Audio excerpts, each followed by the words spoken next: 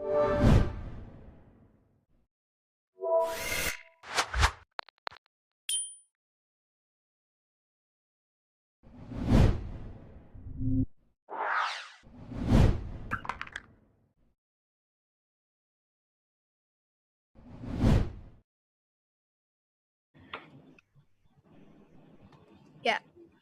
selamat sore teman-teman milenial semua. Kembali lagi dengan Ngobrol Seru by IDN Times. Kali ini kita akan membahas tentang kisah penyintas COVID-19. Hari ini IDN Times sudah mempunyai 2 narasumber, yakni yang pertama adalah Kak Dea Winnie Pertiwi. Beliau adalah salah satu penyintas COVID-19, dan salah satu narasumber lainnya adalah dokter spesialis kedokteran jiwa Rumah Sakit Omni Alam Sutra, Dr. Andri. Selamat sore, Dr. Andri dan Kak Dea. Sore, Lia. Kabar sehat? Iya. Perkenalkan, saya Lia Hutasoid. Hari ini saya akan memandu ngobrol seru by IDN Times. Kita akan ngobrol banyak tentang COVID-19 dan bagaimana tentang Kak Dea survive dan bagaimana cara menghadapi kondisi kejiwaan dan bagaimana kita bisa lebih baik lagi menjalani kehidupan di tengah pandemi COVID-19 ini. Oke, nah yang pertama aku mau mengucapkan turut berbela-sungkawa dulu kepada Kak Dea. Makasih, Mbak. Iya, semoga keluarga yang pergi dapat tenang dan Kak Dea semangat selalu. Amin. Amin. Nah, pertama ini sebenarnya menarik juga, kita ingin membahas mengenai pengalaman Kak Dea ini selama pandemi. Karena banyak millennials yang menonton, mungkin boleh diceritakan bagaimana sih kisah Kak Dea sampai bisa kehilangan orang tua dan saat ini Kak Dea sudah berhasil survive menghadapi COVID-19. Jadi awalnya itu kan memang aku sudah pisah rumah dari orang tuaku ya. Gitu. Jadi aku nggak yang setiap hari ke rumah orang tuaku. Apalagi pada waktu itu Surabaya lagi PSBB. Karena pas lagi COVID lagi kencang-kencangnya waktu itu gitu. Memang Surabaya lagi PSBB. Terus kemudian aku ada suatu urusan ke rumahnya orang tuaku sih. Jadi akhirnya aku ke sana. Nah, aku baru tahu bahwa kakak iparku sakit gitu. Jadi yang pertama kali sakit itu kakak iparku. Karena dia habis mengantarkan istrinya, which is kakakku yang meninggal itu ke rumah sakit habis USG 4 dimensi gitu. Jadi setelah pulang dari rumah sakit, itu kakak iparku tuh langsung sakit gitu. Nah, terus kemudian nularlah ke kakakku yang nomor 2 dulu, terus baru ke kakakku yang pertama yang meninggal itu. Terus baru nular ke mamahku, ke papaku gitu. Nah, mereka memang semua ada gejalanya gitu. Jadi kayak sesak nafas, terus demam tinggi, batuk, kayak gitu. Sebenarnya pada waktu itu aku juga ngerasa bahwa aku sakit gitu. Jadi karena mungkin aku 2-3 hari ke sana terus, jadi aku ngerasa bahwa mungkin aku ketularan. Tapi kita sama sekali nggak nyangka kalau itu COVID gitu. Karena kakakku sempat rapid itu hasilnya non reaktif gitu. Jadi kita ngiranya mungkin hanya flu biasa, jadi saling nular aja pada waktu itu gitu. Terus sampai pada akhirnya kakakku sudah kesusahan nafas banget, kayak dia nggak kuat nafas gitu, akhirnya dia ke rumah sakit, ternyata dinyatakan gagal nafas, terus kemudian langsung dipasang ventilator, ternyata janin yang di kandungannya sudah meninggal gitu. Terus kemudian baru mamahku akhirnya ngerasa kok mama juga nggak enak badan gitu. Akhirnya aku antar rapid, itu hasilnya reaktif. Dan aku pun ikut rapid, hasilku non reaktif gitu. Walaupun pada saat itu aku ngerasa aku juga nggak enak badan, tapi aku pede karena hasilku non reaktif gitu. Terus kemudian mamahku reaktif. Nah, pada waktu itu bedanya sama sekarang adalah nggak bisa langsung swab gitu. Dan pada waktu itu rumah sakit tuh lagi full gitu loh. Jadi mamaku minta opnam itu sama dokternya disuruh rawat jalan aja gitu. Dan nggak bisa langsung swab. Kalau sekarang kan mungkin kita bisa swab langsung gitu ya. Kalau dulu tuh disuruh nunggu 1 minggu gitu. Bahkan aku cari di rumah sakit swasta pun tuh nggak bisa langsung pada waktu itu gitu. Akhirnya sempat tanya ke pihak dokternya, ini nggak apa-apa kah dok? Nggak langsung swab gitu. Oh nggak apa-apa, ibu isolasi mandiri aja di rumah, minum vitamin, makan sayur buah kayak gitu aja gitu. Tapi ternyata kondisinya mamaku semakin ngedrop gitu. Terus akhirnya baru nularlah ke papaku yang terakhir gitu. Akhirnya mamaku sudah nggak kuat, dia minta ke rumah sakit gitu. Ke rumah sakit akhirnya dijadikan satu ruang isolasi, dijadikan satu ruang isolasi sama papa gitu. Akhirnya setelah diperiksa yaitu jadi rapidnya reaktif, terus kemudian hasil foto toraksnya pun tampak jelas gitu. Jadi kayak ada bercak putih-putih gitu kan di fotonya itu. Terus nah ternyata papaku cuma 1 malam aja gitu. Jadi papaku cuma 1 malam aja, beliaunya keesokan paginya meninggal, terus langsung disusul malamnya itu sama kakakku, terus mamahku itu 2 hari kemudian gitu. Nah pada waktu itu sebetulnya aku ngerasa bahwa aku sakit gitu, karena aku juga ngerasa sesak. Aku jalan biasa pun tuh kayak kayak ngos-ngosan gitu loh. Jadi bahkan mamahku tuh yang suruh aku coba kamu foto ronsen deh gitu. Dan aku belum sempat ambil hasilnya. Memang pada waktu itu aku udah sempat ronsen tapi belum ambil hasilnya karena aku fokus ke keluargaku kan gitu. Jadi memang aku yang harus urus semuanya, harus mondar-mandir wariwi ke sana ke sini gitu. Jadi kayak aku nggak memedulikan diriku sendiri gitu. Baru setelah yang terakhir mamaku meninggal itu aku kan shock. Maksudnya yang langsung ngedrop banget. Itu langsung akhirnya dibantu swab sama gugus tugas COVID yang provinsi, ternyata dinyatakan positif gitu. Setelah kehilangan mungkin Kak Dea cara menenangkan dirinya itu seperti apa ya Kak? Dan cara beradaptasi karena ini sampai sekarang pun kita masih menghadapi pandemik begitu. Sebenarnya sampai sekarang ini aku trauma ke rumah sakit Mbak. Jadi pada waktu itu aku dinyatakan positif, itu sebetulnya mau dievakuasi ke rumah sakit karena memang kan aku ada gejala gitu. Dan dari pihak dokter itu takut karena aku kan di rumah sendirian. Jadi mereka minta aku di rumah sakit biar diawasin gitu kan. Tapinya akunya tuh masih nggak mau, maksudnya udahlah aku di rumah aja gitu, lebih nyaman di rumah karena kayak aku berapa hari itu di rumah sakit jadi masih agak trauma gitu loh Mbak sama rumah sakit. Terus jadi kayak butuh self healing aja dulu gitu. Jadi yaudah aku sendirian aja di rumah gitu. Berarti sekarang setelah kehilangan menghadapi COVID-19, bagaimana Kak? Mungkin ada perubahan kah dengan pola hidup dan lain-lainnya? Lebih ke ini sih Mbak. Jadi walaupun mungkin sekarang ini orang-orang kayaknya sudah mulai acuh gitu ya, kayak udah nggak pakai masker, terus habis gitu kayak nggak berkerumun kayak gitu-gitu. Aku pun juga keluar, aku pun juga beraktivitas seperti biasa. Tapi aku yang lebih aware gitu loh. Walaupun katanya kan yang sudah pernah positif itu kayak kebal gitu kan. Tapi aku tetap jaga diriku sendiri gitu. Jadi aku tetap pakai masker, aku tetap pakai hand sanitizer kemanapun, cuci tangan. Tapi kayak aku lebih bersihnya tuh cuci tangan gitu ya. Dan aku selalu menghindari kerumunan gitu. Pulang ke rumah pun itu aku langsung ganti baju, langsung mandi. Jadi kayak sudah pola mungkin ya Mbak. Jadi masih agak kebawa gitu loh dulu. Takutnya kumannya itu masih ada gitu. Takutnya kayak virusnya masih nempel dan lain-lain gitu. Lebih aware aja sih sekarang. Jadi skeptis dengan segala kegiatan juga ya Kak, apakah ini bersih atau tidak gitu. Iya betul. Lebih kayak gitu sih. Oke. Ini pertanyaannya beralih ke Dokter Andri. Iya. Dok, ini merujuk ke cerita Kak Dea tadi. Sebenarnya bagaimana sih cara menjaga kesehatan mental bagi penyintas ataupun keluarga penyintas dan orang-orang yang mungkin saat ini sedang melewati atau masih dalam pengobatan medis COVID-19 gitu, sebenarnya caranya itu seperti apa sih dok? Mungkin ada sedikit saran?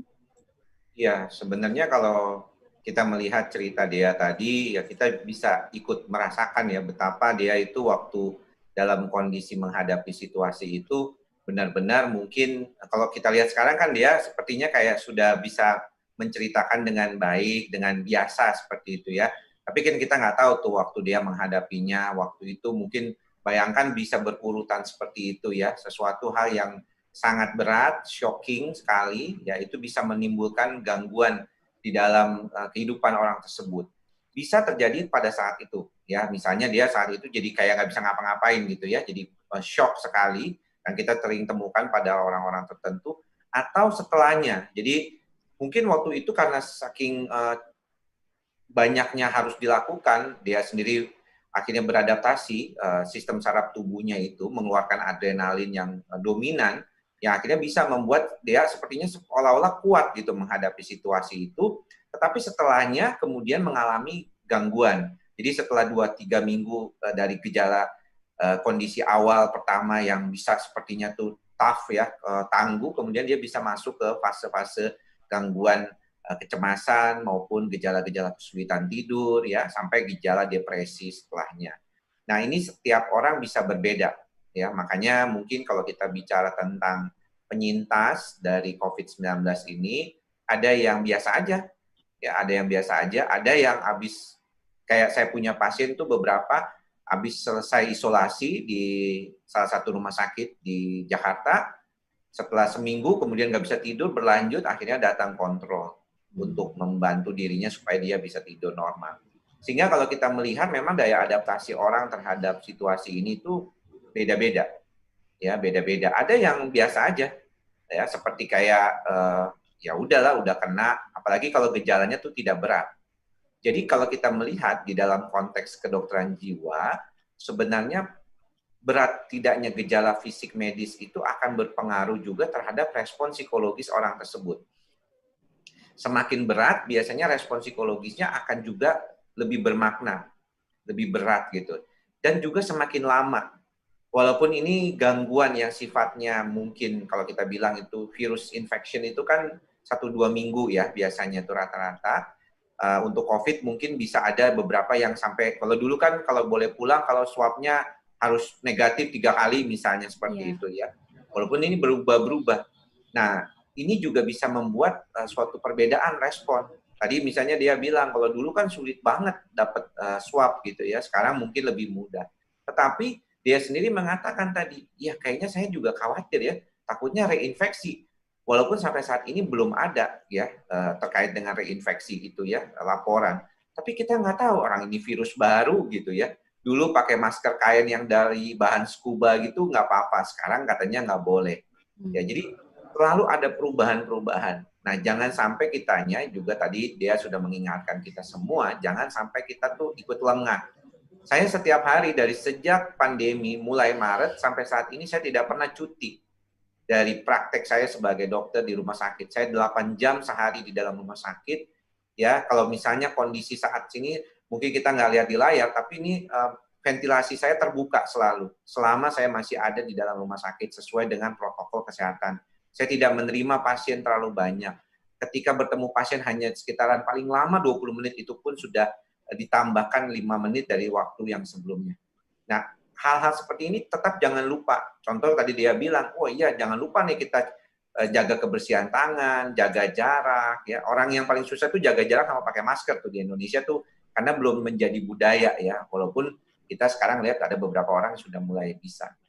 Nah, ini akan mempengaruhi respon, karena perilaku itu juga mempunyai faktor berkaitan dengan bagaimana kita bisa coping atau beradaptasi dengan stres itu sendiri.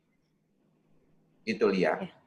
Dok, kalau dari diri sendiri, sebenarnya apa sih yang harus dilakukan penyintas untuk bisa memulihkan traumanya atau rasa takutnya supaya tidak berpengaruh nanti fisiknya juga jadi lemah, tahu-tahu kena sakit yang lain gitu? Ya, sebenarnya kalau kita melihat dalam ukuran konteks apa yang terjadi gitu ya, yang paling penting mungkin saat ini dia sudah dinyatakan sehat gitu ya. Dan juga misalnya kondisi yang berkaitan dengan keadaan yang tadi sudah dialami oleh dia itu bisa diikhlaskan gitu ya. Kalau kita contohnya dia tidak mudah juga tuh mengikhlaskan itu ya.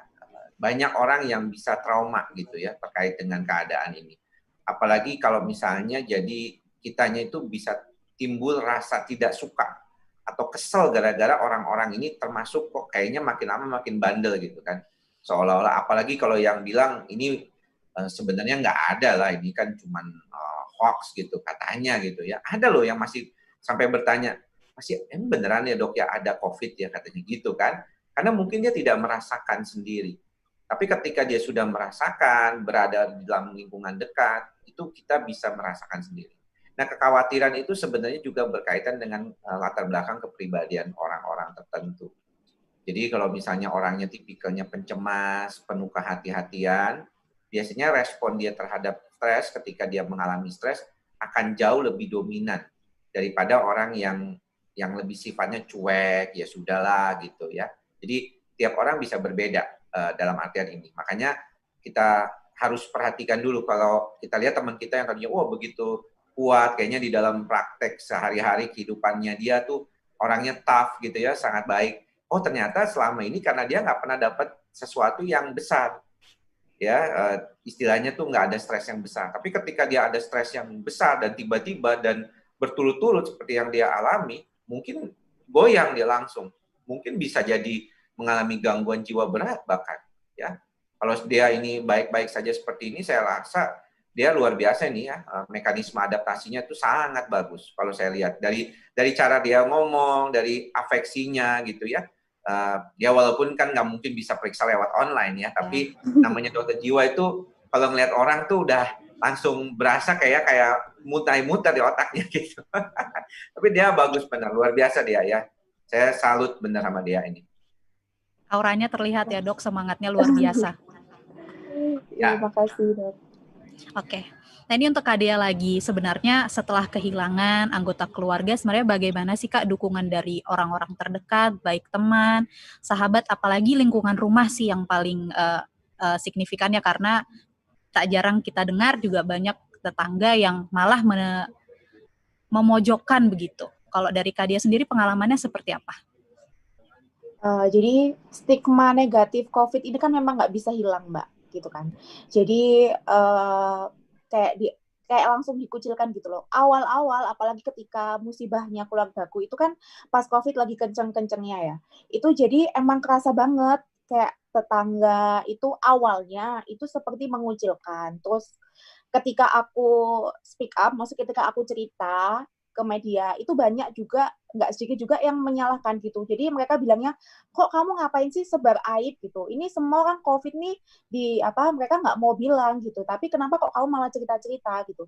Awalnya mungkin memang ada perasaan malu karena ya COVID gitu kan Mbak. Jadi langsung kayak yang dijauhin gitu. Bahkan aku sempat ngomong ke temanku, ini kalau aku udah negatif kalian masih mau kan temenan sama aku gitu. Terus tapi nggak sedikit juga yang akhirnya menyadari gitu loh bahwa kami para korban, maksudnya para keluarga korban, apalagi saya mantan yang terkena COVID itu butuh support gitu loh. Jadi butuh dukungan, walaupun kita nggak bisa ketemu, oke lah mungkin jaga jarak gitu ya, tapi jangan terus kayak yang dikucilkan atau mungkin bercandaan yang kurang pas gitu kan, kayak nggak enak banget gitu ya. Itu sih, jadi kami pun juga butuh support gitu, jadi butuh dukungan. Awalnya sih kayak tetangga itu, bahkan pada waktu itu aku punya pengalaman sih, jadi aku tuh lagi butuh urus sesuatu gitu. Waduh, maaf. Putus Kak Dea. Oke. Iya, maaf. Jadi aku lagi butuh sesuatu gitu kan, terus aku harus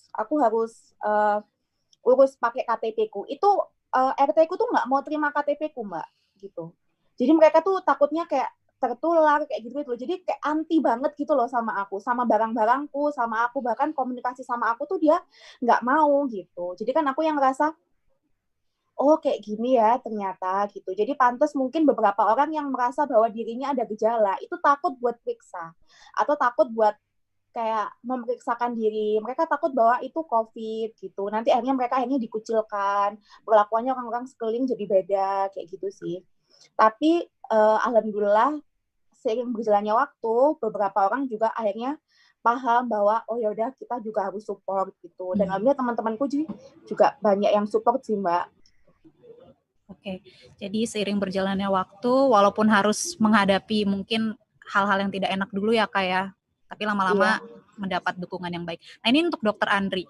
Tadi kita dengar bahwa Kak Dea kerap kali dulu sempat mendapat penolakan. Sebenarnya tak jarang sih masyarakat Indonesia juga masih menempelkan stigma yang negatif kepada penyintas ataupun malah orang yang masih menjalani isolasi begitu dok. Sebenarnya apakah itu juga bisa berpengaruh kepada mental dan sebenarnya bagaimana sih orang harusnya bersikap kepada teman-teman, keluarga atau tetangga kita yang masih menghadapi COVID-19? Ya, salah satu yang membuat masalah yang berkaitan dengan COVID-19 ini adalah bahwa dia mengambil salah satu bagian terpenting dalam hidup kita, bagaimana kita bisa beradaptasi dan juga bisa bertahan dalam menghadapi stres. Jadi daya tahan stres kita itu sangat dihubungkan dengan suatu kondisi yang namanya connection atau keterhubungan. Nah, COVID-19 ini seolah-olah tuh mengambil kondisi itu gitu. Dengan adanya COVID-19 ini kita jadi tidak bisa ngobrol lama-lama sama orang, kita nggak bisa deketan sama orang gitu ya. Dan karena COVID-19 ini penyakit yang sangat menular gitu ya. Kalau orang bilang, kenapa ya dok kita takut banget sama ini gitu ya? Karena ini menularnya cepat gitu. Katanya kayak flu biasa dok. Ya memang strain-nya strain flu sih. Tapi kalau flu biasa kan nggak bikin orang mati dalam waktu 1 minggu. Kalau ini kan kalau misalnya kondisi kita kurang baik, ya kita punya kesehatan kurang bagus, maka cepat sekali meninggalnya. Dan itulah yang menyebabkan orang jadi takut. Karena pada dasarnya orang tuh paling takut memang akan kematian. Ya, jadi kita tuh kebanyakan tuh masih merasa kalau ditanya mau mati nanti perginya kemana, maunya sih pengennya ke surga gitu ya. Tapi mau sekarang nggak ada yang mau begitu ya. Jadi kekhawatiran itulah yang membuat orang tuh merasa, aduh kalau misalnya seperti ini kita gimana nggak takut. Nah sehingga orang-orang yang dianggap bisa membuat dia mati cepat, yaitu misalnya teman-teman yang terinfeksi COVID, itu kan bisa jadi penular yang luar biasa gitu menurut mereka kan. Jadi dihindari seperti itu. Ya, jadi dikhawatirkan. Saya lihat tuh waktu awal-awal di bulan Mei Juni itu waktu itu kan banyak juga tuh. Bahkan nakes aja nggak boleh pulang ke rumah. Ada beberapa rumah ataupun perumahan ya ditutup kan, nggak boleh masuk karena dianggapnya ini gitu ya. Apa namanya bisa menjadi penular seperti itu. Apalagi kalau misalnya ternyata betul terinfeksi COVID. Ya bahkan kalau dia misalnya bilang tadi nggak boleh atau dilarang untuk cerita gitu terkait dengan kondisinya, ya mungkin orang jadi takut gitu. Tapi kan sekarang tuh sebenarnya memang kita mau siapapun, kita nggak boleh deket-deketan. Kalau enggak ya kita nggak jadi nggak pakai begini kan teknologi seperti ini saling ketemunya kayak gitu. Tapi kita bisa ketemu langsung. Jadi artinya memang stigma terkait dengan COVID ini cukup besar ya, terkait dengan karena dia mengambil salah satu cara kita untuk berkoneksi dengan orang lain atau terhubung dengan orang lain. Ini yang menjadi salah satu problem yang paling sering dikaitkan bagaimana nantinya itu mempengaruhi kesehatan jiwa seseorang. Oke, nah ini ada pertanyaan dok di live IG kita juga kan, teman-teman bisa sambil komentar. Nah, salah satu pertanyaan ini dari Adam Jan. Dia bertanya, bagaimana sebenarnya agar kita orang biasa yang masih sehat terhindar stres karena pandemi COVID-19. Tak jarang juga dok sebenarnya orang tuh kadang jadi self-diagnose gitu kayak, badan saya nggak enak, apa jangan-jangan saya COVID-19 ya gitu. Tak jarang orang juga jatuhnya jadi berpikir overthinking gitu dok. Dan mempengaruhi mentalnya. Ya, waktu awal COVID-19 di bulan Maret akhir ya, saya pernah diundang di salah satu media berbicara terkait dengan COVID-19 dan gejala psikosomatik terkait dengan keadaan itu. Jadi kita tuh saking takut bangetnya, aduh. Jadi akhirnya nanti dia kan mungkin jelas ada faktor yang bisa menjadi penularnya gitu ya, keluarga terdekatnya. Ini kita enggak nih, cuma karena saking takutnya dengan COVID, ngedengar COVID setiap hari waktu itu, makanya kenapa kita harus membatasi informasi ya. Itu saking khawatirnya kita jadinya mikir, jangan-jangan saya nih batuk-batuk tadi sesak napas nih, padahal habis lari gitu ya, dia langsung mikir, waduh jangan-jangan nih katanya sesak napas gara-gara COVID nih, atau sakit lambung. Karena memang COVID ini luar biasa ya, jadi dia punya gejalanya itu memang yang paling sering dikeluhkan adalah tadi ya batuk kering, sesak napas ya, anosmia ya nggak bisa nyium itu. Ya tetapi ada juga yang mencret kan, mencret sakit lambung seperti itu. Ya gejala-gejala seperti flu-like syndrome lah atau sindroma flu itu seringkali juga dialami dan itu membuat orang tuh khawatir. Jadi ketika dia bilang jangan-jangan saya sakit nih, jangan-jangan ini gitu. Jadi makin tambah cemas gitu terkait dengan itu. Semakin cemas, ya semakin banyak gejala keluhan kan. Saya di bidang saya psikosomatik, saya memang ahli di bidang itu. banyakkan kasus-kasus yang saya tangani memang kebanyakan psikosomatik. Jadi melihat konteks dalam pandemi ini tuh banyak juga orang yang demikian. Tapi sekarang sih sudah tidak lagi, sudah berkurang dibandingkan waktu bulan-bulan Maret, April, Mei itu, Juni itu cukup banyak yang mengalami gejala-gejala ketakutan. Kalau sekarang itu lebih karena kondisi resesinya yang seolah-olah nih kayaknya nih kapan selesainya ya kondisi ini, itu yang lebih dominan, termasuk juga pengaruh ke kemampuan ekonomi maupun adaptasi yang cukup lama, karena kita nih kayak disuruh ditekan lama banget gitu, nih gimana kapan keluarnya nih kayaknya gitu. Nggak semua orang tuh tahan ternyata terhadap situasi seperti itu. Oke, nah ini juga pertanyaan selanjutnya berkaitan dengan KD ya. Kalau ada teman-teman penyintas yang saat ini mungkin masih memiliki ketakutan, kecemasan, mungkin Kak Dea ada saran atau tips bagaimana sih Kak Dea menghadapi kondisi sekarang setelah sembuh supaya mereka mungkin bisa lebih semangat gitu? Iya sih, kalau aku sih lebih ke dibuat happy aja ya. Jadi alhamdulillah semakin kesini itu kan semakin banyak orang yang mungkin teredukasi gitu. Jadi masih akhirnya mau berteman, bukan berteman ya. Jadi kayak masih mau komunikasi lagi sama teman-temannya yang pernah terinfeksi, ataupun bahkan banyak teman-teman penyintas tuh juga yang akhirnya sharing pengalamannya gitu loh. Jadi biar sebagai ilmu, aduh maaf, ya nggak apa-apa Kak. Biar sebagai ilmu pengetahuan kayak gitu-gitu kan gitu. Nah kalau tipsku sih ya udah kalau aku sih itu kayak kasih tips aja gitu. Masih banyak sampai sekarang pun itu masih banyak teman-temanku juga itu yang nggak percaya bahwa keluarga aku kena COVID dan aku kena COVID gitu. Jadi mereka tuh masih menganggap bahwa emang itu beneran, itu loh settingan, itu loh hoax kayak gitu-gitu loh. Itu kadang bikin kesel. Karena apa? Karena efeknya itu, dampaknya tuh sampai saat ini aku gitu. Karena sampai saat ini tuh indera penciumanku tuh tidak bisa kembali 100% normal. Oke. Gitu. Jadi akunya selalu jawab gini, ya terserah kalau misalnya mau percaya COVID atau enggak, tapi aku ini salah satu korban yang nyata gitu loh, bahkan sampai saat ini gitu loh. Karena apa? Karena indera penciumanku tuh nggak bisa kembali normal gitu, dan kalian masih bilang bahwa COVID itu hoax gitu. Jadi kan agak keselnya itu aja. Jadi mungkin kalau bagi para penyintas, misalnya kalau masih banyak yang nggak percaya kayak gitu, ya udah dikasih tahu aja sepengalamannya kita gitu. Jadi dan tetap jaga diri kita sendiri sama jaga keluarga di sekeliling kita, tetap pakai masker, jaga jarak, cuci tangan gitu sih Mbak. Oke, nah kalau Kak Dea gimana Kak, cara agar tetap kreatif dan jaga kesehatan jasmani serta psikologis setelah terkena COVID-19 ini? Apa ada kegiatan baru kah yang dijalankan atau bagaimana? Enggak sih Mbak, jadi aku melakukan kegiatanku seperti biasa kayak dulu. Jadi aku tetap kerja gitu. Jadi aku buat happy aja gitu, karena jujur aja ya nggak memungkiri ya Mbak. Jadi masih kadang suka sedih gitu. Kadang-kadang keinget sedikit itu nangis gitu. Kadang juga sedihnya kalau misalnya lihat berita, wah sekarang ini penanganan COVID lebih gercep gitu loh, lebih cepat daripada yang dulu. Coba dulu penanganannya kayak gini, mungkin keluarga aku bisa terselamatkan. Itu ada kayak pikiran-pikiran kayak gitu sih. Tapi akunya yang ya udahlah, namanya takdir ya, jadi aku yang berusaha coba ikhlas aja. Jadi ya udah aku buat happy aja. Aku cari kegiatan-kegiatan yang bikin aku happy gitu. Oke. Nah, kalau ini pertanyaan selanjutnya ke Dr. Andri sih.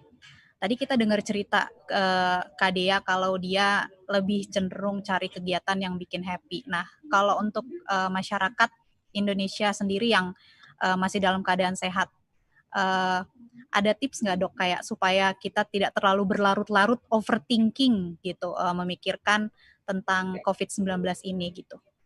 Iya, saya sih sebenarnya juga menarik ya. IDN Times ini mau mengangkat topik ini ya. Yeah. Kalau saya lihat postingan-postingan terkait, kebetulan saya juga content creator, YouTuber gitu ya, punya channel saya di Andri Psikosomatik. Kalau ngomongin soal COVID tuh banyak yang sudah komennya tuh nggak enak gitu. Alah, ngomongin kayak begitu mulu, apa nggak pusing gitu kan? Tapi kebetulan tadi saya sempat lihat komen-komen di YouTube ya, kebetulan live juga di YouTube acara ini. Dan saya lihat masih ada beberapa pertanyaan dasar di mana bagaimana sih kita bisa meningkatkan daya tahan stres kita ya terhadap kondisi ini. Karena bagaimanapun kita juga perlu terus berupaya nih. Kita belum jelas nih sampai kapan ini ya. Saya juga merasa bahwa saya berharap gitu ya teman-teman di kita juga punya kekuatan yang mental yang cukup baik.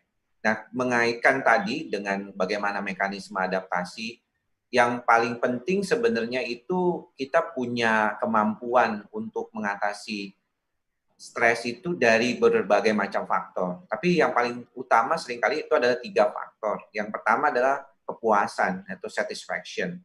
Jadi memang saat ini kadar kepuasan kita tuh perlu ditingkatkan gitu ya. Jadi artinya kita tuh cukup bisa merasa puas dengan hal-hal sederhana, dengan hal-hal dasar yang kita bisa penuhi. Ya, makan, minum, sandang pangan, papan, cukup, itu udah cukup.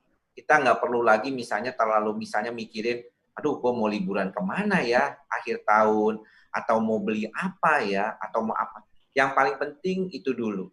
Karena kalau kita berbicara tentang mekanisme adaptasi stres, yang harus dipenuhi ketika orang mempunyai daya lenting atau resilience, itu yang paling pertama adalah satisfaction. Dia merasa puas dulu dengan keadaannya itu.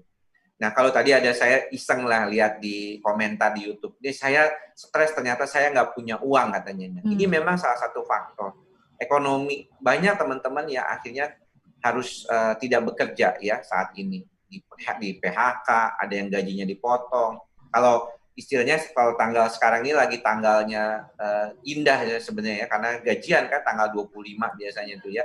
Tapi ternyata sebagian orang tidak gitu ya. Dan gimana tuh dok kalau seperti itu?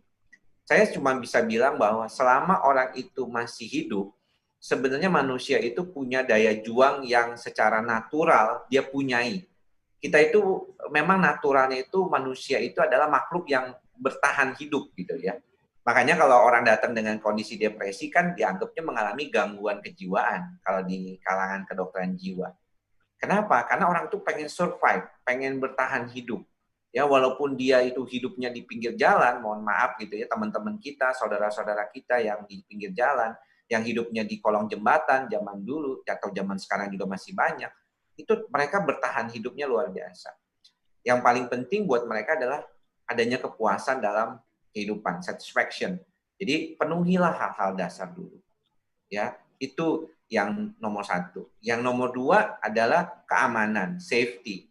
Nah, safety di dalam hal ini apalagi di masa pandemi terkait dengan tadi 3M. Ya, 3M tadi menjaga jarak, kemudian pakai masker, mencuci tangan. Dok, kalau misalnya saya maunya yang paling singkat deh, Dok, apa? Ya, sampai ada teman-teman dokter kita bisa bilang gitu ya, ada beberapa teman yang bilang, ya udah, kalau kamu nggak mau pakai masker, jangan berada di dalam kerumunan banyak orang atau jangan ketemu orang dalam terlalu dekat. Berikanlah jarak berapa, Dok? Ya misalnya amannya 5 meter. Tuh, gimana caranya ngomong 5 meter kan? Ya udah berarti kalau mau deketan agak pakai masker. Sampai misalnya pemerintah aja misalnya di berbagai baliho saya lihat cuma pakai masker gitu ya. Karena saking susahnya kita kan. Karena kebutuhan kita yang ketiga tadi adalah kan keterhubungan. Jadi kita tuh kalau masih bisa terhubung sama orang lain, tidak terisolasi, kan banyak nih teman-teman sekarang itu yang mengalami stres itu gara-gara dia merasa terisolasi di rumah gitu ya, terisolasi tidak bisa kemana-mana, susah untuk mengatakan kepada dirinya tentang keadaannya itu. Ya ini yang menjadi kesulitan sebenarnya. Dan saya berharap tuh bisa dipenuhi. Jadi satisfaction, ya kepuasan kita harus menurunkan sedikit lah rasa puas kita itu jangan terlalu tinggi-tinggi lah. Kalau bisa yang dasar aja. Kedua safety kita aman dulu gitu. Kemanapun kita aman, kalau teman-teman yang masih naik komuter lain, jaga benar ya, pakai masker, pakai penutup mata ya, kalau misalnya memang ada, face shield seperti itu. Dan bukan buat gaya-gayaan aja ya face shield-nya itu ya, dipakainya, benar-benar dipakai. Dan pemakaian maskernya itu juga benar gitu ya, jangan dipegang-pegang, masukin, pegang lagi. Wah itu nanti tangannya kemana-mana sama aja ya. Yang ketiga ya koneksi dengan cara bagaimana meningkatkan keterhubungan atau koneksi dengan orang lain. Asal itu 3 terpenuhi dengan baik, dengan daya tahan yang sudah dipunyai oleh masing-masing orang, mudah-mudahan semua orang bisa membantu dirinya sendiri dengan baik. Oke. Nah, ini pertanyaan selanjutnya untuk Kak Dea. Kalau Kak Dea sendiri setelah menjadi penyintas, bagaimana sih Kak Dea melihat kondisi masyarakat, apakah sudah patuh atau tidak nih teman-teman kita di luar sana dalam menjalankan 3M, mencuci tangan, menjaga jarak, dan memakai masker. Apakah sudah mulai disiplin atau bagaimana? Dan jika tidak, mungkin Kak Dea ada saran nggak untuk teman-teman? Karena Kak Dea sendiri bisa menyampaikan dari perspektif penyintas yang sudah merasakan COVID-19 gitu. Kalau aku ngelihat semakin kesini tuh semakin orang-orang semakin sedikit acuh gitu ya Mbak ya. Jadi kayak udah semakin nggak peduli gitu loh. Jadi antara udah cuek, antara udah terlalu males, atau bosen, nih COVID mulu gitu. Ini yang dibahas COVID mulu gitu. Terus apalagi juga kemarin kayak ada demo yang berkerumun banyak, terus toh itu nggak banyak yang positif gitu kan. Jadi orang-orang tuh udah semakin nggak percaya gitu loh. Akhirnya dampaknya adalah ketika menjalani aktivitas sehari-hari itu banyak juga yang nggak pakai masker, terus masih tetap berkerumun, cuci tangan juga enggak gitu. Jadi kalau aku ngelihatnya itu sekarang ini tuh udah orang-orang tuh mungkin cuma formalitas aja gitu Mbak, mungkin cuma biar nggak kena, kan ada denda kan, kalau misalnya kadang kayak kena polisi gitu, jadi harus pakai masker, itu mah cuma buat kayak formalitas aja gitu. Kalau misalnya ada polisi ya udah dipakai, kalau enggak ya enggak gitu. Itu banyak banget Mbak aku temuin gitu. Akunya sih cuma ngerasa yang ya ampun kenapa sih orang-orang ini gitu. Akunya yang dibilang miris juga miris, tapi kalau mau ngasih tahu juga percuma, mindsetnya orang kan beda-beda ya gitu. Nah aku bisa cerita kayak gini, aku bisa ngomong kayak gini karena aku sudah ngalamin gitu. Jadi aku bisa share pengalaman karena aku sudah ngalamin sendiri bahwa aku pernah kena COVID dan rasanya itu nggak enak banget gitu. Jadi aku selalu kasih tahu sih, kadang temanku yang agak bandel gitu nggak pakai masker, yang bilang, "Alah ngapain itu lo juga nggak pakai masker, itu juga banyak yang nggak pakai masker gitu." Tapi ya at least kenapa kita harus melihat orang lain yang nggak bener gitu loh. Jadi kita harus ngelindungin diri kita sendiri sama orang-orang di sekeliling kita gitu sih. Jadi kalau aku ngeliat sih sekarang ini banyak banget Mbak yang sudah tidak patuh gitu loh. Jadi cuma sekedar dibuat formalitas aja pakai masker gitu. Cuci tangan juga nggak cuci tangan gitu. Terus kadang kalau misalnya kita masuk ke mall atau ke tempat-tempat itu kan kadang ditembak gitu ya, diukur suhu. Itu pun aku ngelihat kayak petugas-petugas yang nembak itu juga cuma asal aja Mbak, cuma diklik-klik gitu aja sih gitu. Jadi udah banyak banget yang kayak nggak peduli gitu loh Mbak sama COVID, ini cuma kayak formalitas aja gitu. Kayak protokol kesehatan yang 3M itu gitu. Jadi sebenarnya masyarakat acuh tak acuh kalau mau keluar yang penting pakai masker biar nggak kena denda aja ya Kak. Iya. Oke. Nah ini untuk Dokter Andri lagi sih. Sebenarnya tadi kita sudah bahas soal kalau kata Kak Dea udah banyak nih masyarakat yang udah mulai acuh tak acuh keluar juga pakai masker karena takut sanksi doang. Kalau dari dokter sendiri mungkin ada pandangan tersendiri Kak, kenapa sih sebenarnya orang udah mulai kayak gini, udah mulai cuek dengan kondisi protokol kesehatan, dan ada solusi nggak agar masyarakat itu mungkin bisa lebih patuh menjalankan protokol kesehatan 3M ini? Iya, saya kira memang kita perlu pahami ya mengapa bisa demikian gitu ya. Ternyata memang kalau kita mendapatkan stres terlalu lama, orang akhirnya jadi malah berkesan seperti tidak peduli. Awalnya takut luar biasa ya, kemudian ada PSBB, orang kemudian dia diminta untuk masuk ke dalam rumahnya masing-masing. Jargon-jargon saat itu adalah misalnya dengan masuk di rumah kita meningkatkan keterdekatan dengan keluarga gitu ya. Ternyata tidak juga loh ya. Ternyata ada juga orang jadinya makin tambah males gitu ketemu di keluarga gitu ya. Sampai akhirnya kan beberapa orang mengatakan terjadi perceraian ya setelah PSBB itu. Jadi ini ternyata hasilnya tidak sesuai dengan yang diharapkan misalnya. Nah, mengapa orang bisa demikian tadi seperti dia katakan, kok teman-temannya udah mulai nggak peduli. Nah, biasanya itu adalah orang-orang yang mungkin secara umum juga tidak terlalu hati-hati, satu. Yang kedua adalah mereka merasa bahwa, loh, kok kayaknya begini terus, kayaknya kapan dong selesainya? Ya, nggak ada titik terangnya. Nah, ini yang kita harapkan dari teman-teman, juga tetap percaya bahwa kita berharap ini akan berakhir ya. Krisis ini selalu akan berakhir ya.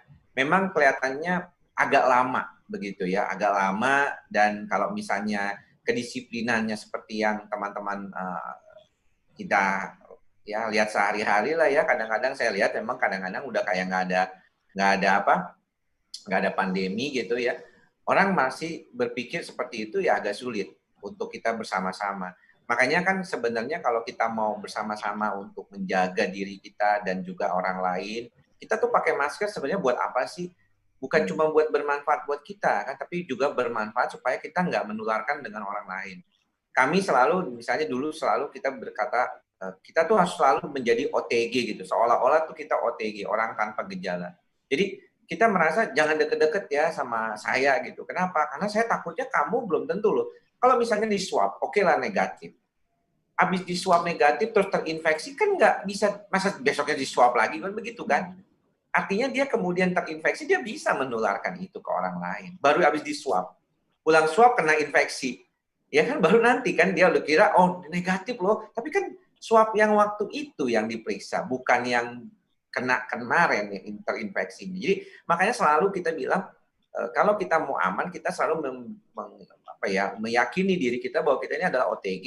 Jadi kita tuh nggak berani gitu, terlalu aktif gitu, dalam artian misalnya buka masker, ngomong sembarangan sama orang, kemudian deket-deketan gitu. Itu yang, atau berkerumun dalam jumlah banyak seperti itu. Karena memang ini masih berjalan gitu. Jadi jangan lupa gitu, bukannya kita bilang bahwa aduh bosen ya saya ngerti sih memang bosen. Ya mungkin juga jenuh gitu ya, apalagi kalau yang tadi beberapa saya lihat di YouTube tuh ada pertanyaan, gimana ya caranya supaya tidak jadi bosan ya di rumah aja terisolasi seperti ini ya. Sekarang sih mungkin sudah mulai agak sedikit bisa keluar sedikit gitu ya. Kalau teman-teman yang punya perumahannya itu tidak terlalu padat gitu ya, mungkin bisa keluar sebentar pagi-pagi untuk melihat situasi. Ngobrol sama tetangga boleh dok, boleh aja, asal jaga jarak, pakai masker, bisa kok. Jadi kadang-kadang juga teman ada yang bertanya atau pasien ke saya, dia tanya gini, dok, tuh saya pengen banget ya dok, ada vaksin segera dok ya, nanti kalau vaksin kita normal kembali ya. Saya langsung ketawa aja sih di dalam hati, kenapa? Belum tentu, ya Pak, walaupun nanti ada vaksin, saya sebagai tenaga kesehatan akan tetap pakai masker.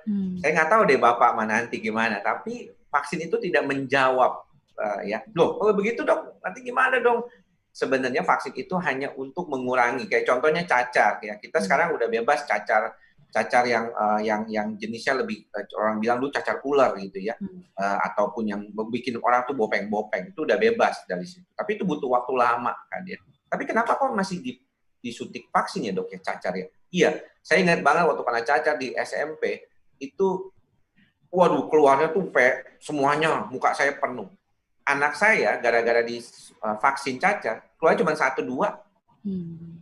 Artinya saya berharap gitu ya, kita berharap dokter, para tenaga kesehatan berharap vaksin itu hanyalah untuk mencegah kasus-kasus seperti yang dialami oleh keluarga dia itu nggak ada lagi. Orang bisa kena COVID ya, tapi nggak bikin kedukaan seperti yang dialami oleh keluarga dia gitu. Orang tuh nggak sampai meninggal. Itu atau menimbulkan gejala sisa seperti yang tadi dia bilang. Teman-teman saya juga ada beberapa yang bilang yang sudah kena COVID itu sesek, napasnya masih berasa nggak enak gitu. Rasanya kayak belum lampias begitu ya. Itu ada yang seperti itu. Nah, vaksin itu untuk mencegah itu terjadi. Mengurangi angka kematian. Jadi bukannya seperti mau bebas-bebas lagi kayak dulu. Mungkin kita memang lagi ditegur gitu ya. Supaya kita mungkin mencoba mengikhlaskan. Ini kalau dibilang klisenya ya, adalah kita meningkatkan keikhlasan dan kesabaran kita saat ini. Disinilah kondisi itu diuji. Jadi menyamakan perspektif agar masyarakat kalau udah dapat vaksin nggak cuek lagi, nggak langsung bebas segala macam. Kita samakan perspektif kalau vaksin ini berusaha untuk mengurangi kejadian-kejadian seperti yang mungkin keluarga Kadia alami, begitu ya dok ya? Betul. Dan itulah memang yang perlu juga dibicarakan oleh para pemimpin kita gitu ya, bisa memberikan perspektif yang sama, yang dipahami masyarakat dengan kata-kata yang dimengerti. Karena kita ini jangan berpikir itu masyarakat itu cuma adanya di kota besar yang ngerti, yang bisa akses internet seperti ini gitu ya. Ada juga yang di daerah-daerah ya yang nggak ngerti, yang susah. Apa maksudnya sih? Kenapa saya harus pakai masker kayak gitu? Sesek kenapa saya gitu ya? Tapi jangan salah loh ya, Lia dan Dea juga ya. Di Inggris sendiri dan di Belanda itu dibilang maju ya, negara maju. Tapi tetap aja tuh angkanya, kenapa? Orangnya nggak peduli ternyata. Ternyata kognitif itu juga seringkali nggak sesuai. Kadang-kadang udah dianggap negara maju tetap aja gitu ya. Di Amerika sendiri kan juga banyak yang cuek ternyata gitu. Komunikasi publik ya, Dok? Itu yang paling penting sih, salah satunya. Oke. Untuk Kadia dan Dr. Andri, ini sebenarnya di YouTube banyak pertanyaan, tetapi karena pertanyaan yang sudah saya buat kurang lebih sama, jadi sebenarnya ini mudah-mudahan bisa sambil menyuarakan apa yang ditanyakan oleh teman-teman. Dan untuk Kadea ini sebenarnya banyak sekali dukungan dan cinta dari teman-teman untuk Kadea yang mengatakan semangat, turut berduka cita dan lainnya, karena mungkin belum bisa melihat komentarnya gitu. Dan ini juga mau penghujung acara, saya mau tanya juga sih ke Kadea untuk terakhir. Sebenarnya apa ada pesan untuk teman-teman penyintas atau yang masih mengalami COVID-19, yang kehilangan keluarga atau musibah seperti ini, mungkin ada pesan supaya mereka lebih tetap semangat, melihat Kadea juga jadi merasa tidak sendiri, dan bagaimana mungkin Kadea ada pesan? Kalau pesanku sih tetap semangat aja. Jadi COVID itu bukan aib kok gitu. Kita sharing ke teman-teman, kita kasih tahu info biar apa? Biar mencegah. Jadi ketika mungkin ada orang yang awalnya tidak tahu, kita cerita, mereka jadi lebih tahu, mereka jadi lebih aware. Jadi banyak yang lebih melihat bahwa oh COVID ini benar ada karena temanku sendiri sudah mengalami kayak gitu. Jadi nggak usah sedih, nggak usah malu gitu. Jadi ya dibuat happy aja sih kalau aku, Mbak. Jadi aku mensugesti diriku sendiri itu untuk selalu happy. Jadi nggak perlu malu kayak gitu sih kalau aku, Mbak. Oke. Jadi teman-teman yang lain yang masih menghadapi juga supaya tidak malu untuk berbagi, karena ini bukan aib ya, Kak? Iya. Oke, mungkin ini terakhir juga untuk Dr. Andri, ada pesankah untuk teman-teman semua supaya makin ketat jaga protokol kesehatannya, supaya semakin semangat menghadapi COVID-19, dan untuk mungkin untuk Kadea supaya lebih semangat lagi ke depannya, ada pesan, Dok? Ya, hidup itu kan terus berjalan ya. Apa yang kita tinggalkan barusan saja beberapa detik yang lalu itu sudah termasuk masa lalu ya. Nah, hiduplah untuk saat ini. Itu yang seringkali kita pikirkan saat ini. Untuk dia mungkin saya kira mudah-mudahan dia tetap bisa bertahan dengan kehidupan saat ini gitu ya. Mungkin sekarang jadi berkurang anggota keluarga, tentunya juga merupakan satu pukulan yang berat. Buat teman-teman yang juga mengalami apa yang mirip dengan Dea, saya kira itulah sesuatu yang perlu diterima gitu ya. Kita nggak bisa ngomong bahwa kita nggak boleh juga mengatakan saya trauma dok dengan keadaan ini. Kalau kita ngomong begitu, sebenarnya kita berarti membuat traumatik itu ada gitu ya. Jadi mau nggak mau memang harus menerima apa adanya. Saya bilang tadi makanya kita mau nggak mau berkata ikhlas seperti itu. Klise kelihatannya, tapi nggak ada hal lain. Karena kalau kita bilang kita nggak terima aja, otak kita itu di sistem saraf pusat itu tuh langsung bereaksi. Kita kalau nggak terima bahwa pandemi ini ada, kita denial gitu, menyangkal hal tersebut, itu malah bukannya baik. Kita jadi tadi nggak pedulian, kita membahayakan orang lain, kita membahayakan orang yang kita cintai juga, dan janganlah sampai itu terjadi. Nah, buat yang masih mencoba bertahan saat ini, saya mengucapkan ayo kita sama-sama lah, kita solidaritas ya. Semuanya juga mengalami kesulitan di dalam kehidupan ini. Dan saya yakin sih ke depannya kita akan bisa berubah, karena setiap krisis pasti akan melahirkan banyak hal-hal yang berkaitan dengan opportunity atau kesempatan-kesempatan yang bisa membuat kita jadi lebih baik lagi. Mungkin di saat ini kita perlu belajar dulu mengerem apa yang rasanya sulit dilakukan waktu dalam keadaan biasa. Tapi ingat, vaksin itu bukan jawaban bahwa akan bebas seperti yang kayak teman-teman bayangkan ya, seolah-olah kayaknya bakal bebas. Tetap vaksin itu seperti tadi saya bilang, itu lebih buat hanya mencegah supaya hal-hal yang terjadi seperti pada keluarga dia dan teman-teman yang lain, keluarga-keluarga yang sudah ditinggalkan anak akibat COVID ini itu tidak terjadi. Atau menurunkan angka kematian sampai seminimal mungkin. Itulah sebenarnya tujuan dari COVID. Tapi kita tetap akan berdampingan hidup dengan kondisi ini, dan mudah-mudahan kita mampu melahirkan daya adaptasi yang baik buat kedepannya juga. Saya doakan kita bersama bisa lakukan itu. Amin, amin. Baik, terima kasih banyak kepada dua narasumber kita. Jadi teman-teman, tadi kita sudah ngobrol dengan Kak Dea Winnie Pertiwi, salah seorang penyintas COVID-19, dan juga Dr. Andri, dokter spesialis kedokteran jiwa Rumah Sakit Omni Alam Sutra. Terima kasih kepada dua narasumber IDN Times hari ini, Kak Dea dan Dr. Andri. Untuk teman-teman semuanya, jangan lupa menjaga kesehatan, patuhi protokol kesehatan 3M. Dan untuk dua narasumber kita hari ini, saya ucapkan terima kasih dan sehat selalu, tetap semangat dan stay safe. Thank you, Lia. Thank you.